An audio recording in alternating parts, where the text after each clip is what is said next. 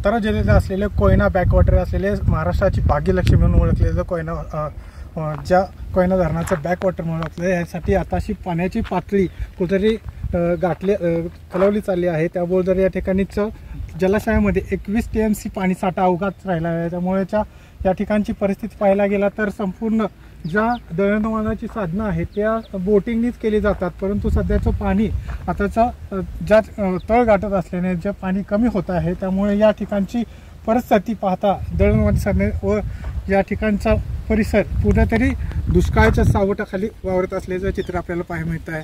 त्यामुळेच या ठिकाणच्या ज्या घटना पाहायला गेल्या तर येणाऱ्या मुख्यमंत्री आहेत ते आपल्या दरेगावी या ठिकाणी आले आहेत। अजित सोनवणे, टाइम्स नौकरीता, साताऱ्याहून।